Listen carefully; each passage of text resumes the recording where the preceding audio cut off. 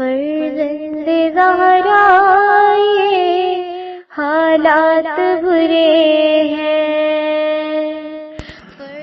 کاشانۂ بصیرت ایک ایسا مکمل یوٹیوب چینل جس پر محروم بصارت کے لیے بالخصوص اور تمام افراد کے لیے بالعموم سینکڑوں کی تعداد میں اسلامی کتب دستیاب ہیں۔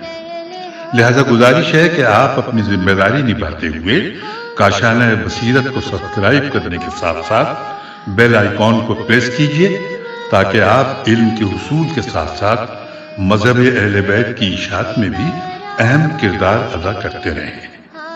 کاشانۂ بصیرت، کاشانۂ بصیرت، کاشانۂ بصیرت۔ فرزند زہرا یہ حالات برے ہیں۔ السلام علیکم ورحمۃ اللہ وبرکاتہ۔ سامعین، آپ سماعت فرما رہے ہیں کہکشان نیستی، آیت اللہ سید علی قاضی طباطبائی سے متعلق ایک مستند داستان جسے تحریر کیا ہے محمد ہادی اصفہانی نے۔ آج ہم آپ کے سامنے اس کی 15ویں ریکارڈنگ پیش کر رہے ہیں، صفحہ نمبر 207۔ داستان بیان کر رہے ہیں جواز سہلوادی، 1335 قمری 1917 عیسوی۔ داستان شروع ہو رہی ہے سورہ یوسف کی آیت نمبر 64 سے۔ بسم اللہ الرحمن الرحیم۔ فاللہ خیر حافظا وہو ارحم الراحمین۔ تمام کہکشاؤں، ان کے مجموعوں اور ستاروں کے درمیان، نیز تمام منظوموں، آسمانوں، سیاروں اور اس کرۂ خاکی کی تمام سرزمینوں کے درمیان ایک آستانے کا خدمت گزار تھا جو مستقبل قریب میں آسمان و زمین کے ستون یعنی بقیت اللہ الاعظم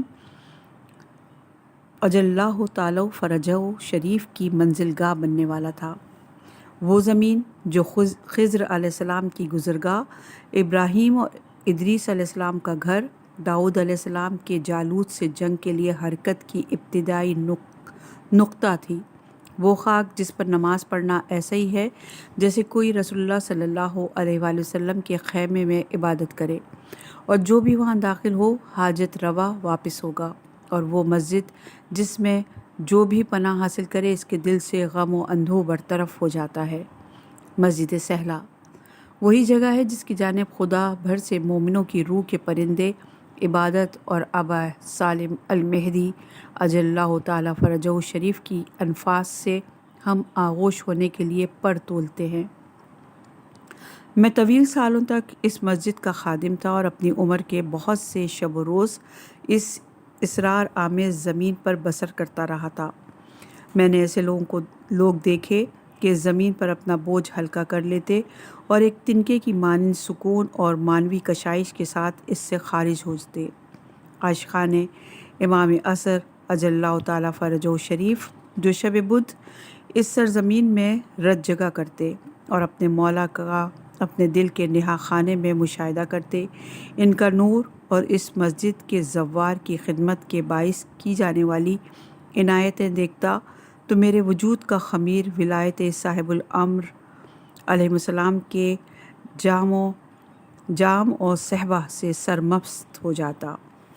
اس مسجد میں اولیاء کے درمیان پیغام رد و بدل ہوتے تھے، درمیان میں روابط موجود تھے، بہت سوں کے لیے عہدوں، احکام اور کشائش کا حصول ہوتا تھا۔ میں نے کتنوں کو دیکھا کہ انہوں نے اس مسجد کے کسی گوشے میں اپنے چلے مکمل کیے اور اپنے ارباب کی خاص الخاص عنایات سے بہرہ مند ہوئے۔ میں ان جبرائیلوں کے شہپر کے درمیان زندگی بسر کرتا تھا اور ان احکام کا مطیع تھا جو کبھی ولایت کے دست غیب سے اشاروں کی صورت مجھے انجام دینے ہوتے تھے، اور اپنے شوق سے پر قلب کے ساتھ انہیں بجا لاتا تھا۔ اس اسرار آمیز نیم شب جب آسمان خوفناک انداز میں چنگھاڑ رہا تھا اور طوفان مسجد کی ٹمٹماتی شمعوں کو بجھا دینا چاہتا تھا، مجھے اس غیبی پیام رسا کی جانب سے معلوم ہوا کہ درگاہ ولایت کے آبروداروں میں سے ایک مشکل سے دوچار ہے۔ میں قاضی کو پہچانتا تھا، وہ مرد جو اپنے اساتذہ کی طرح اس مسجد کو ترک نہیں کرتا تھا اور ایک عمر اس میں بسر کر چکا تھا۔ گویا اسے کوئی مسئلہ درپیش تھا۔ میں نے نماز صبح ادا کی، مسجد کے برابر مختصر بساط کے حامل کمرے سے اپنی سردیوں والی ابا اٹھائی اور چھوٹے سے فانوس کو روشن کیا جس میں تازہ تیل ڈالا تھا، اور مسجد سے باہر آ گیا۔ سرد اور سوزناک ہوا میرے لیے بہت تکلیف دہ تھی۔ درمیانی راستے سے جس کے دونوں طرف گہرے گڑھے تھے کوفے کی سمت روانہ ہوا اور مسلسل قاضی کو آوازیں دیتا رہا، لیکن اس کی طرف سے کوئی جواب نہیں ملا۔ میں پریشان ہو گیا تھا۔ گزشتہ رات اسے مسجد میں دیکھا تھا، ہمیشہ کی طرح حیرت اور طاقت فرسا غم کے ساتھ جو اس کے سینے پر بوجھ بنا ہوا تھا۔ میں نے بہت سے عاشق دیکھے ہیں لیکن دیوانے عاشق بہت کم۔ آپ اس کی آنکھوں میں دیکھتے تو اس کی اندرونی آنکھ آپ کے تمام وجود کو لرزا دینے والی بجلی کی مانند خاکستر کر دیتی۔ میں نہیں جانتا تھا کہ وہ کیا چاہتا ہے، لیکن جو بھی تھا اور اس کی جو بھی طلب تھی، افلاکیان اس کے احوال کا خیال رکھے ہوئے تھے۔ گویا اس کی عالمانہ شہرت نجف اشرف کی نسبت ہستی کی دوسری جانب زیادہ تھی جس سے لوگ بے خبر تھے۔ میں نے سنا تھا کہ ایک مدت سے گوشہ گیری اختیار کیے ہوئے ہے، اگرچہ وہ فقہ، اصول، حدیث اور فلسفے میں مجتہد مسلم تھے۔ اپنی رسمی درس و بحث روک دیتے تھے اور ہر روز اس پیاس کی بنا پر ام المومنین علیہ السلام کے حرم، وادی السلام اور مسجد سہرہ میں پناہ لیتا تھا جو اس کے وجود کو جلائے دے رہی تھی۔ میں دیر تک اسے تلاش کرتا رہا، یہاں تک کہ خورشید کی سنہری کرنوں کے کنارے سے آسمان کی سرخی آشکار ہوئی۔ میں اپنے اطراف میں نظر ڈال رہا تھا اور مایوسی کے ساتھ کھجور کے توندمند درختوں کو دیکھ رہا تھا جن کی رگ حیات شط فرات تک پھیلی ہوئی تھی۔ کچھ آگے بڑھا اور آوازیں دے کر اسے تلاش کرنے کی کوشش کی۔ اچانک ایک گوشے سے خس و خاشاک ہلنے کی آواز سنائی دی۔ میرے دل میں امید کی کرن روشن ہو گئی تھی اور مجھے یقین تھا کہ یہ ذمہ داری کسی آگاہ کی جانب سے دی گئی ہے۔ میں آواز کی سمت گیا اور دوبارہ زور سے آواز دی۔ جلد ہی ایک کمزور آواز سنی جو گویا زمین کے اندر سے آ رہی تھی۔ میں آواز کی طرف گیا اور خس و خاشاک کے ایک بڑا ڈھیر دیکھا جو ایک گڑھے کے اوپر ہل رہا تھا۔ ایک بار پھر آواز دی لیکن اب اس کا ہلنا بند ہو چکا تھا۔ گڑھے کے سر پر پہنچا اور بڑی مشکل سے اسے کھولا تو اسے دیکھا کہ گڑھے کے اندر اپنا سر میری طرف اٹھائے ہوئے ہنس رہا تھا۔ مجھے اس کے ہنسنے پر تعجب تھا اور اس کے گرد و خاک بھری مہندی لگی سرخ داڑھی کو دیکھتے ہوئے کہا، آقا آپ یہاں تشریف رکھتے ہیں؟ السلام علیکم شیخ جواد۔ سلام آقا سید۔ میں اپنے عصا سے اس عظیم الحبسہ ہیولے کو مار رہا تھا تاکہ اس گڑھے سے نجات پا سکوں کہ آپ کی آواز سنی۔ ان کی خوش حالت دیکھ کر مجھے ہنسی آ رہی تھی۔ میں نے کہا، مجھے معلوم ہو گیا تھا کہ آپ کسی مشکل سے دو چار ہیں اور گھنٹے بھر سے آپ کو تلاش کر رہا ہوں۔ میرا خیال تھا کہ آپ سختی اور پریشانی میں گرفتار ہیں، لیکن یہاں تو ایسا لگتا ہے کہ آپ نے ایک اچھی رات گزاری ہے۔ میں اپنی صورت کو ان سیاہ آنکھوں کی چمک میں دیکھ رہا تھا۔ انہوں نے ایک معائنہ دار نگاہ مجھ پر ڈالی اور کہا، کیا یہ ہو سکتا ہے کہ اس عصا کا سرا پکڑ لیں اور مجھے اس اچھی جگہ سے نجات دے دیں؟ مجھے ہنسی آ گئی۔ اپنا ہاتھ بڑھایا، جیسے تیسے انہیں باہر نکالا اور کہا، سید اولاد پیغمبر، آپ اس گڑھے میں کیا کر رہے تھے؟ وہ مسکرائے اور اپنا لباس جھاڑتے ہوئے مٹھاس سے کہا، میں کیا کر رہا تھا؟ نفس کے کنویں میں گر جانے کے بارے میں سوچ رہا تھا۔ میں ہنسا اور سمجھ گیا کہ ان میں گفتگو کرنے کا حوصلہ نہیں ہے۔ مسجد تشریف لے چلیے، میرے حجرے میں آرام کیجیے، میں آپ کا لباس دھو دوں۔ میں کوفہ جانا چاہ رہا تھا لیکن میرے اہل و عیال منتظر ہوں گے۔ مجھے نجف واپس جانا چاہیے۔ انشاءاللہ کچھ دیر آرام کریں، اس کے بعد چلے جائیے گا۔ انہوں نے اپنا سر جھکایا اور عصا کو آرام سے زمین پر مار کے کہا، مہربانی ہے، آپ مجھے شرمندہ کر رہے ہیں۔ سید آقا، آپ کے دشمن شرمندہ ہوں، مسجد سہلہ کے زوار کا خادم ہوں اور مسجد سہلہ کے اطراف موجود یہ گڑھے مجھے مسجد کا حصہ شمار ہوتے ہیں۔ ان کے لبوں پر مسکراہٹ آئی اور جبکہ اس کے چہرے پر محبت اور شکر گزاری موجیں مار رہی تھی۔ ہمیشہ کی طرح غم و سکوت میں ڈوب گئے۔ تھوڑی دیر میں ہم مسجد پہنچ گئے اور میں انہیں خادم کے کمرے میں لے گیا۔ ان سے لباس لے کر اسے دھو دیا، لیکن ان کی حالت بالکل بھی اس شخص جیسی نہیں تھی جس نے اس گڑھے میں رات گزاری ہو۔ جس میں سانپ بچھو کا خوف ہوتا ہے۔ اس کے بعد انہوں نے کچھ دیر آرام کیا۔ میں نے انہیں گہرے رنگ کی چائے پیش کی اور کوشش کی کہ گفتگو کا آغاز کروں۔ اگرچہ ان کا وجود قند کی طرح شیریں تھا، لیکن ایسی ہیبت کے حامل تھے کہ انسان کو ہم کلام ہونے سے منصرف کرتے تھے۔ میں انہیں زحمت میں نہیں ڈالنا چاہتا تھا، لیکن یہ سوچا کہ یہ مجتہد عالم تقریباً 50 سال کے ہیں، شاید مسجد کی مشکلات میں سے ایک کے حوالے سے میری مدد کر سکیں، جس نے سب کو ہی پریشان کر رکھا تھا۔ اسی لیے قندان ان کے سمت بڑھائے ہوئے کہا، سید آقا۔ دوبارہ ملی مسکراہٹ ان کے چہرے پر آ گئی اور بولے، جناب شیخ سہلاوی، آپ حکم کریں۔ میں نے چھوٹے سے کمرے کی کھڑکی سے مسجد پر نظر ڈالی اور کہا، آقا، اس مسجد میں ہمیں ایک مشکل درپیش ہے جس کے باعث سب پریشان ہیں، اور اس نے سب زائروں نماز گزاروں کو خوف و زحمت میں مبتلا کر رکھا ہے۔ انہوں نے اپنا سر اثبات میں ہلایا، جس کا مطلب تھا کہ اپنی بات جاری رکھیں۔ ان کی روح کی ہیبت اور عظمت نے میرے وجود پر سایہ ڈال رکھا تھا۔ میں نے کہا، چونکہ مسجد شہر سے دور ہے، کبھی کبھی اسلحے اور خنجر سے لیس چور آتے ہیں، اور اگرچہ مسجد کے زوار کوئی خاص مال و منال نہیں رکھتے ہیں، لیکن یہ وحشت انہیں رات کی عبادت سے محروم رکھتی ہے اور وہ سکون سے اعمال و زیارات انجام نہیں دے پاتے۔ میں چاہتا ہوں کہ اگر ممکن ہو تو آپ سے درخواست کروں کہ کوئی دعا دیجیے کہ وہ چور دوبارہ یہاں نہ آ سکیں۔ وہ اپنا سر ہلا رہے تھے اور ہمیشہ کی طرح مسکراہٹ ان کے لبوں پر تھی۔ کچھ دیر خاموش رہے اور کہا، انشاءاللہ اب نہیں آئیں گے۔ میں نے اپنی حیرت زدہ آنکھوں کے ساتھ کہا، کیا دعا کی ضرورت نہیں؟ نہیں، انشاءاللہ اب نہیں آئیں گے۔ انہوں نے چائے کا گلاس اپنے ہونٹوں سے لگایا اور ایک گھونٹ لیا، پھر کہا، میں آپ کا شکریہ کیسے ادا کروں؟ میں نے بوکھلا کر کہا، شکریہ کس لیے جناب سید؟ میں نے تو اپنی ذمہ داری ادا کی ہے۔ اپنا ہاتھ میرے کندھے پر مارا اور کہا، میں آپ کی مہربانی کے لیے بہت شکر گزار ہوں اور آپ کے لیے دعا گو ہوں۔ میرے اہل و عیال منتظر ہیں اور مجھے ان کے پاس جانا چاہیے، وہ پریشان ہوں گے۔ جی سید آقا، آپ جیسا مناسب سمجھیں۔ آپ نے تشریف فرما ہو کر احسان کیا۔ خدا آپ کو سلامت رکھے اور مسجد کے صاحب کی عنایتیں آپ کے شامل حال ہوں۔ ہو سکے تو میرے لیے بھی دعا کیجیے۔ سر آنکھوں پر جناب سید، آپ دعا کیجیے۔ انہوں نے یا الہی کہا اور اپنی جگہ سے اٹھ کھڑے ہوئے، مہر و محبت سے پرجوش انداز میں مجھے گلے لگایا اور باہر نکل کر آہستہ آہستہ میری نظروں سے اوجھل ہو گئے۔ وہ جا رہے تھے اور مجھے اس عجیب و غریب حال کے ساتھ تنہا چھوڑ رہے تھے جو میں نے ان میں دیکھا تھا۔ وہ زیادہ عجیب یہ کہ جب تک میں اس مسجد کا خادم رہا، وہاں چوروں اور رہزنوں کا کوئی نام و نشان نہیں ملا۔ صفحہ نمبر 212 ہے اور داستان بیان کریں گے ابو زیدون، 1338 قمری 1920 عیسوی، اور داستان شروع ہو رہی ہے سورہ اعراف کی آیت نمبر 143 سے۔ بسم اللہ الرحمن الرحیم۔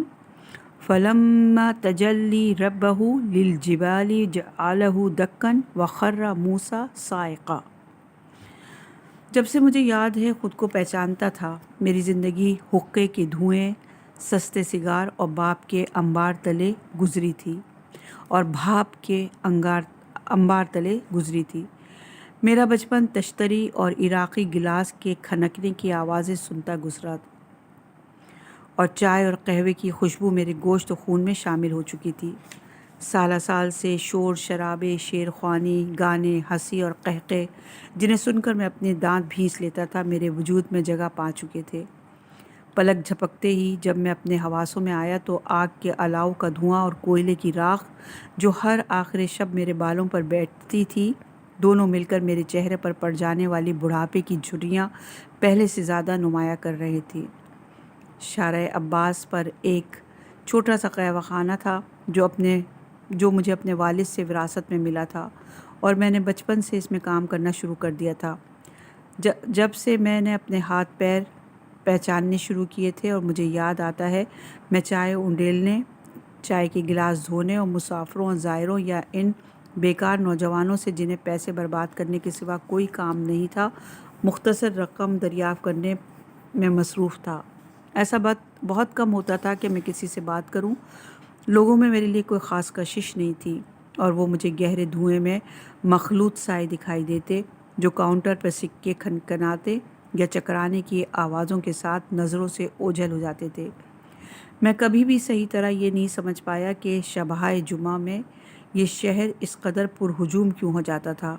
کہتے تھے کہ شب جمعہ کو خدا کربلا کی زیارت کے لیے آتا ہے، لیکن میں نے 33 سال سے اپنے قہوہ خانے میں کسی شب جمعہ میں بھی خدا کو نہیں دیکھا تھا۔ کوئی فرق بھی نہیں پڑتا تھا، بلکہ اچھا تھا، کام کی رونق بڑھ جاتی تھی۔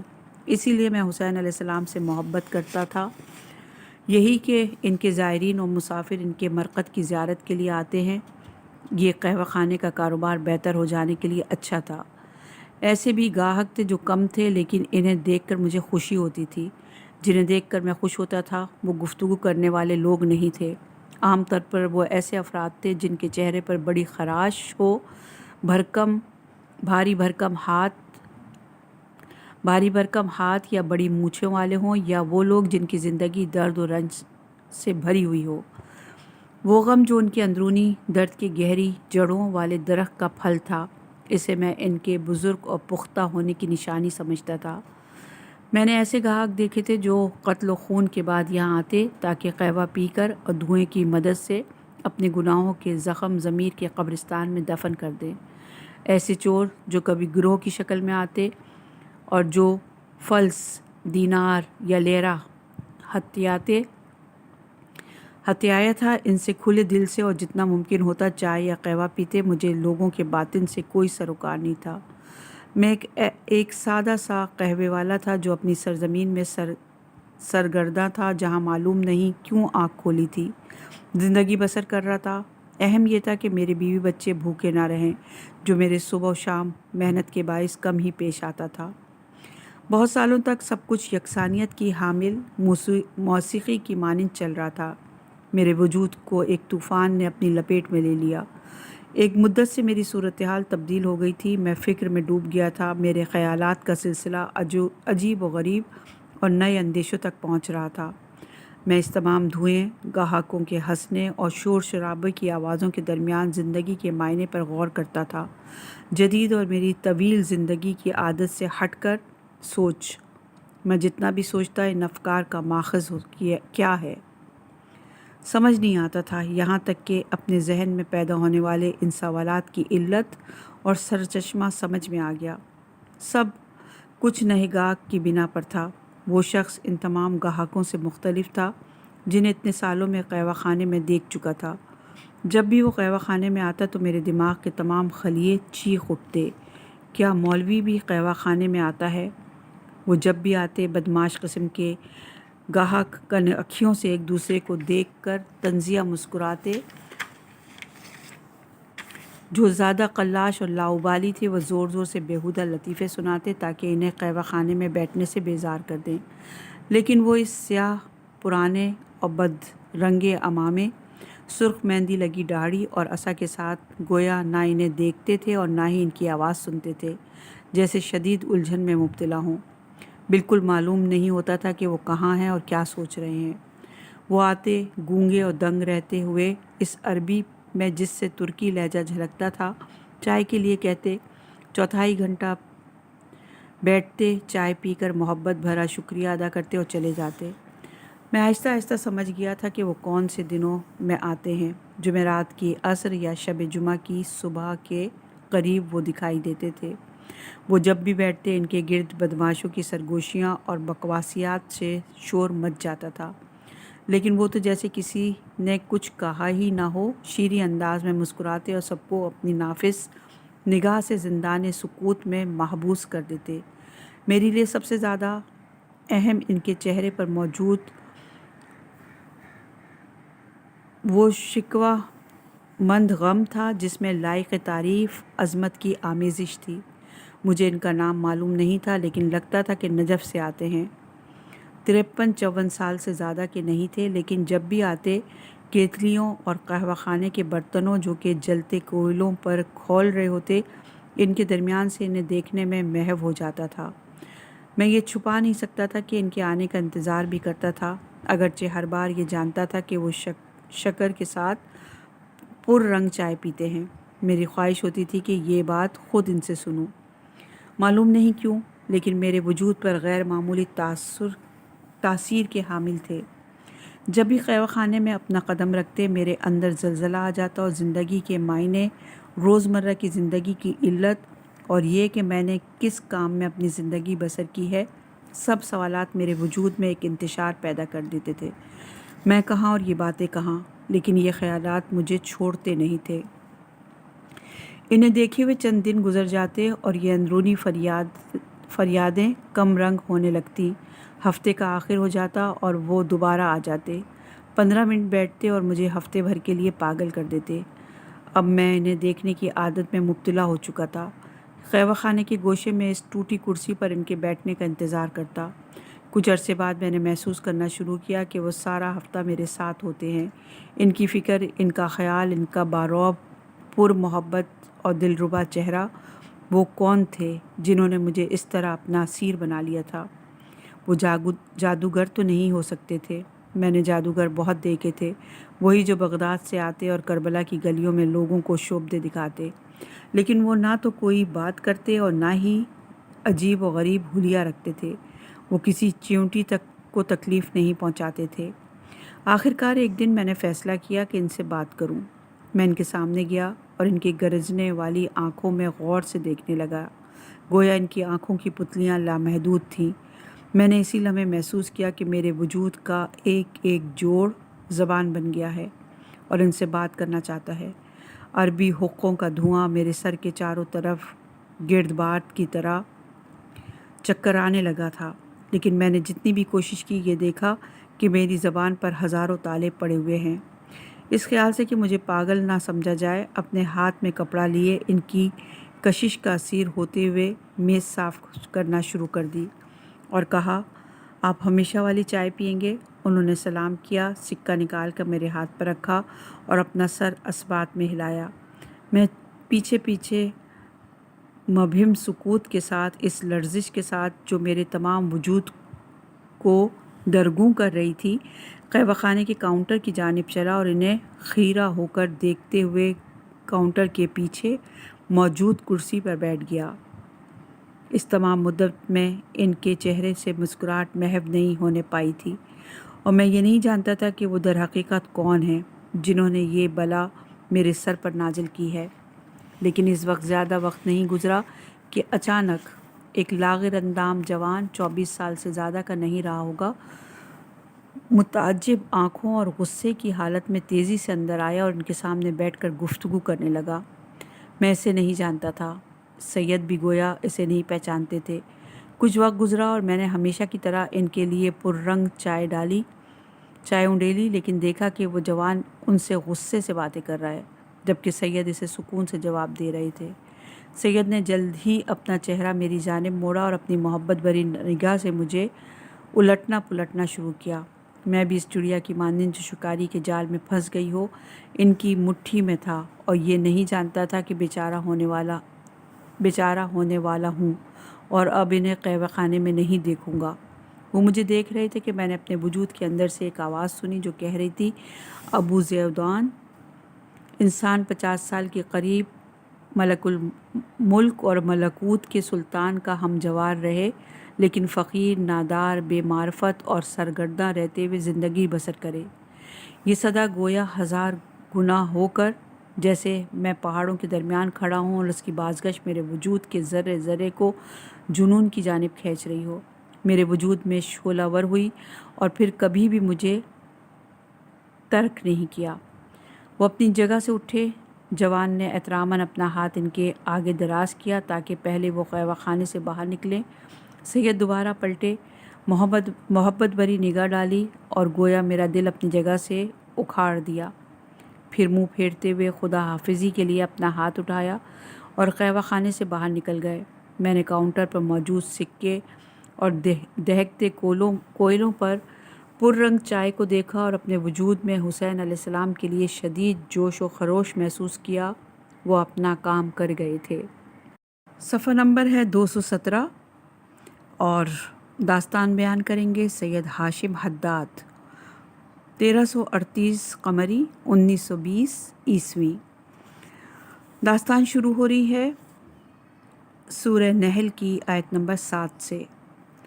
بسم اللہ الرحمن الرحیم۔ وَتَحْمِلُوا أَثْقَالَكُمْ إِلَىٰ بَلَدٍ لَمْ تَكُونُوا بَالِغِيهِ إِلَّا بِشِقِّ الْأَنفُسِ۔ لوہار کی بھٹی کی تپش میرے چہرے کو جھلسا رہی تھی۔ ایک طرف میں لوہے پر ہتھوڑا چلا رہا تھا اور دوسری جانب بھٹی میں موجود لوہوں کی جگہ تبدیل کر رہا تھا۔ نرم ہو جانے والے لوہے کو آہرن پر رکھتا اور اس پر ہتھوڑے مار کر گھوڑے کی نال کی شکل میں ڈھال لیتا۔ آہرن پر پڑنے والی ضربوں کی ترتیب مجھے اپنے رنگ برنگے خیالات کے منظومے میں غرق کر دیتی۔ مجھے اوپر سے اشارہ کر دیا گیا تھا کہ لیکن ابھی تک اس کا مفہوم سمجھ نہیں پایا تھا۔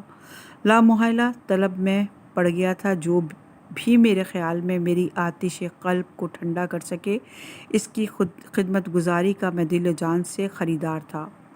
میں کافی عرصے تک حرم سید الشہداء علیہ السلام کے صحن جاتا اور وہاں جو بھی امام جماعت ہوتے ان کی خادمی کرتا اور ان کی جائے نماز بچھایا کرتا تھا۔ ان کے ہاتھ چومتا اور نماز کے بعد ان کی جائے نماز سمیٹتا تھا۔ لیکن ان سے طلب فیض کرتے رہنے کے بعد میرے لیے واضح ہو جاتا کہ ان کے احساسوں میں وہ چیز موجود نہیں جس کی تلاش میں میں پریشان تھا۔ میں جس انسان کی جستجو میں تھا اس نے گویا اپنے چہرے پر غیب کا نقاب ڈال رکھا تھا، لیکن مقناطیس کی مانند مجھے اپنی جانب کھینچ رہا تھا۔ اپنے مقصد کے حصول کی خاطر میں بہت سے افراد کے پاس گیا، لیکن ہر بار پہلے سے زیادہ مایوس ہوا اور میرا واسطہ ان لوگوں سے پڑتا رہا جن کے دامن میں میرے دردوں کی دوا موجود نہیں تھی۔ میں تھا اور سہمگین ہتھوڑے جو کربلا معلیٰ کے سوق العباس میں میری چھوٹی سی آہنگری کی دکان میں اپنی ہستی کے زاویوں پر مارتا اور اپنے اندر نرم لوہے کو مختلف شکلیں دیتا تھا۔ معنویت کی شدید پیاس کے باعث میں نے اپنے دن کا ایک حصہ حوزوی علوم کے لیے اور باقی وقت اپنی نال بندی کی کارگاہ کے لیے مخصوص کر رکھا تھا۔ کبھی میں بیٹھتا اور آگ بھری بھٹی پر نظریں جما دیتا اور اپنے اندر قید اپنی میں کے بارے میں سوچتا۔ اس شب میں نے دیوار پر لگے ٹوٹے آئینے میں اپنا چہرہ دیکھا اور آنسو نظر آئے جو میرے چہرے پر موجود دھوئیں اور آہنی برادے کی سیاہی پر پھیل رہے تھے۔ مایوسی کی نشانیاں میرے چہرے کے خطوط پر چھا گئی تھیں اور میں رہ گیا تھا طلب کی اس آتشی راکھ کے ساتھ جو جاؤ بجا میرے وجود کو اپنے آتش فشاں میں غرق کرتی رہتی تھی۔ آدھی رات تھی، میں اپنی جگہ سے اٹھا، آہنگری کا دروازہ بند کیا اور اپنی ہمیشہ کی عادت کے مطابق شب جمعہ کو ابو الفضل عباس علیہ السلام کے حرم کی جانب روانہ کر دیا۔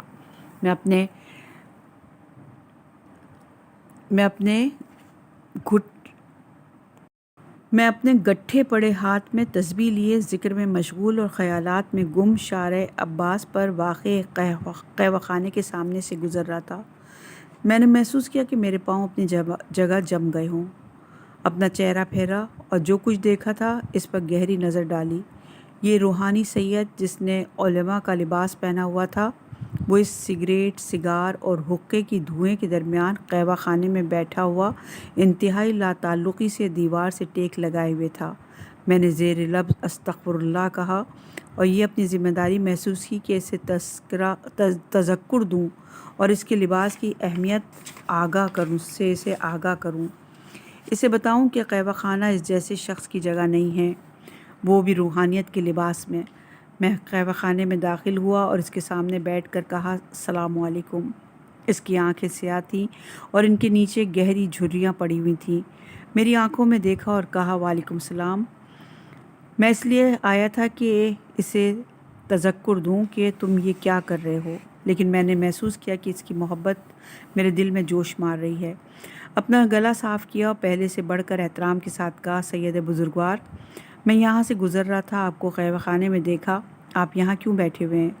اپنی آنکھوں کو جو کہ ان کے چہرے پر سجی میٹھی مسکراہٹ کے باعث کچھ تنگ ہو چکی تھی میرے چہرے پر گھمایا اور دھوئیں کے درمیان سے ترکی لہجے میں کہا ہاں ٹھیک ہے، یہ جگہ مناسب نہیں ہے، لیکن میرے بدن نے مجھ سے چائے طلب کی تھی اور میں اس چاہت پر غلبہ نہیں پا سکا جو اس نے مجھ پر مسلط کی تھی۔ اب میں منتظر ہوں کہ قیبے والا میرے لیے چائے لے آئے تاکہ اس کے بعد حرم کی زیارت کو جاؤں۔ مجھے تعجب ہوا، یہ کیا بات ہوئی؟ بہت سے علماء کہتے ہیں کہ انسان کو بھوکا پیاسا سید الشہداء علیہ السلام کے حرم جانا چاہیے۔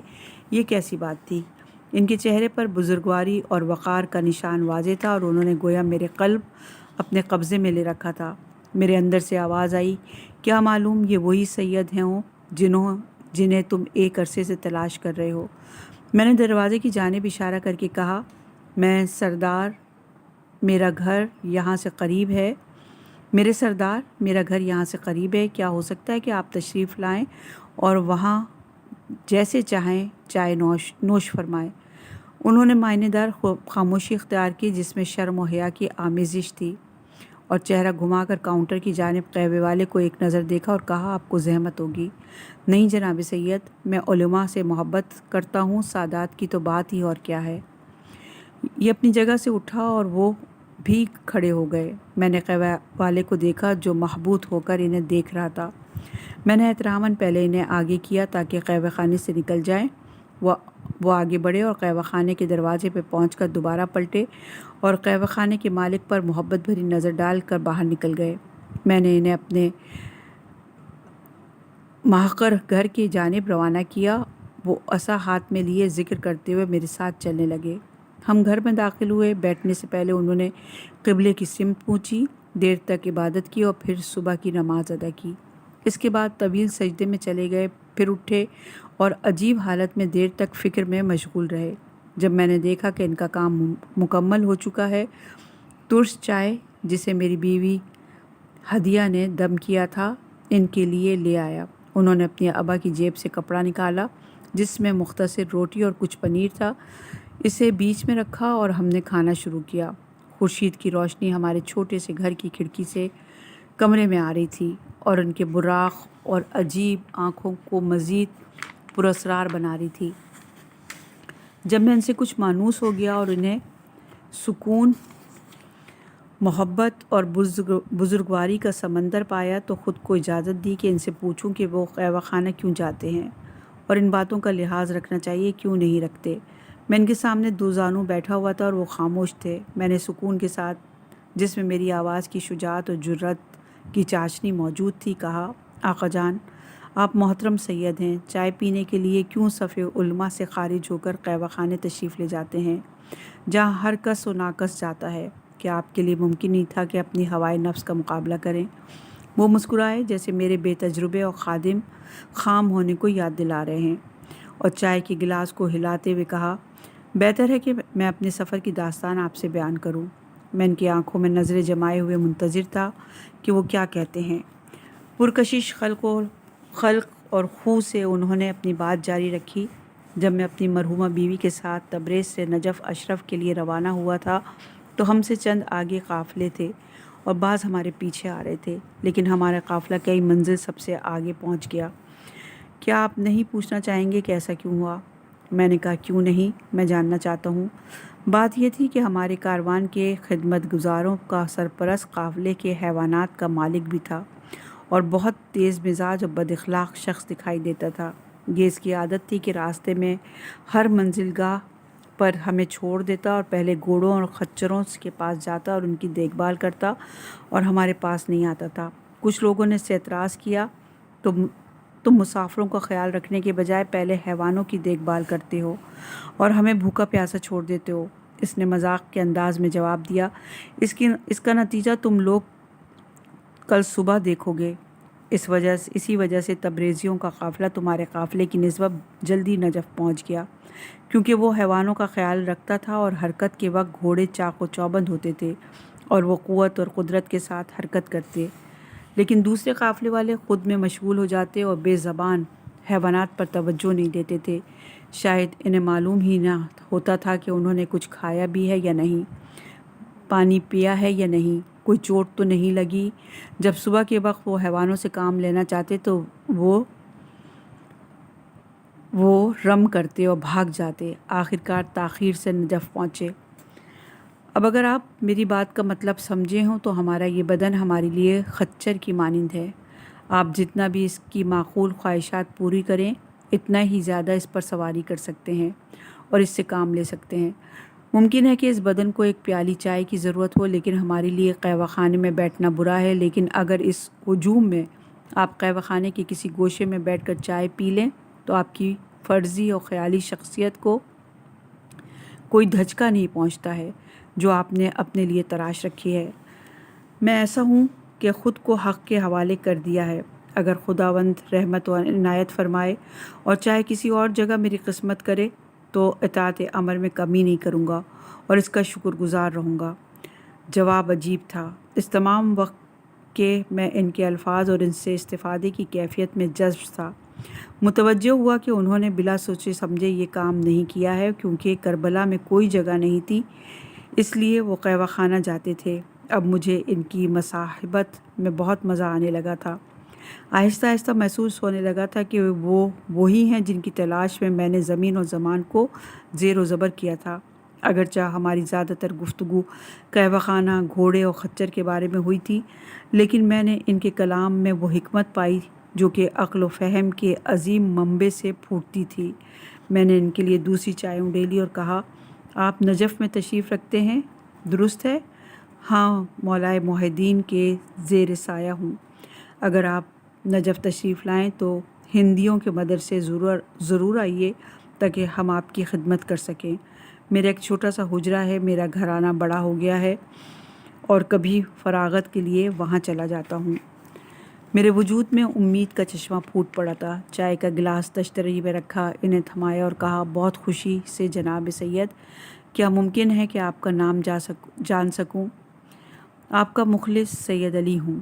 آپ بزرگوار جناب سید علی قاضی، خدا آپ کو سلامت رکھے، اور اگر میں نے شروع میں آپ کی خدمت میں بے ادبی کی ہو تو مجھے معاف فرمائیے گا۔ انہوں نے چائے اپنے ہونٹوں سے لگائی اور کہا، بے ادبی؟ آپ میرے بیٹوں کی طرح ہیں، میرے حق میں مہربانی کی ہے اور آپ کا بہت شکر گزار ہوں۔ اب میرا دل نرم و پرسکون ہونے کے علاوہ ان کا شیفتہ ہوتا جا رہا تھا، اسی لیے کہا، میں اپنے تصور سے زیادہ آپ سے محبت کرتا ہوں۔ کیا یہ ہو سکتا ہے کہ آپ جب بھی کربلا آئیں ہمارے گھر تشریف لائیں؟ روٹی کا لقمہ اور سونے کی جگہ میسر ہو جائے گی۔ یقیناً اس سے بہتر کیا ہو سکتا ہے۔ آپ کا نام کیا ہے مرد جوان؟ آپ کا غلام سید ہاشم ہوں۔ ہاشم نال بند کے نام سے مشہور ہوں۔ آپ کی آہن گری ہے؟ جی جناب سید، لیکن اس کے ساتھ دینی تعلیم بھی حاصل کر رہا ہوں اور قصب معاش کے لیے راتوں کو کام کرتا ہوں۔ شاباش اور آفرین۔ انشاءاللہ جب آپ نجف آئیں گے تو ہندی مدرسے تشریف لائیے تاکہ آپ کی زحمتوں کا جبران کیا جا سکے۔ کیسی زحمت جناب سید؟ یہ تو رحمت ہے۔ ہاں، گویا اس دن خورشید ہمارے گھر کے رنگ اڑے کمرے میں گرتی ہوئی چٹخی دیواروں سے طلوع ہوا تھا۔ میں اپنے اندر امید و باطنی انصبات کے شگوفوں کو کھلتا محسوس کر رہا تھا، اسی لیے خوشی سے اپنی بات جاری رکھی۔ میرے سوال و جواب تھے اور انہیں میں نے فقیہ اور عالم ربانی پایا تھا۔ ان سے اپنے درس پڑھنے کے طریقے کے بارے میں بہت سی رہنمائی حاصل کی، خاص طور پر ان سے فقہ استدلالی سیکھی، اور آہستہ آہستہ میرا ان سے رابطہ بڑھتا گیا، اور اس طرح کہ جب بھی زیارت کی مناسبت سے ہمارے گھر آتے، چائے پیتے اور آرام کرتے، پھر سید و سالار شہیدان علیہ السلام کی زیارت کے لیے روانہ ہو جاتے۔ کافی عرصے اسی طرح گزرا۔ میں ان سے مرتبط ہو گیا اور ہر ہفتے ان کا انتظار کیا کرتا تاکہ ان سے ملوں اور اپنے سوالات ان سے دریافت کروں۔ اگر میرے لیے کوئی احوال پیش آئے ہوں یا مکاشفہ ہوا ہو تو انہیں سناؤں۔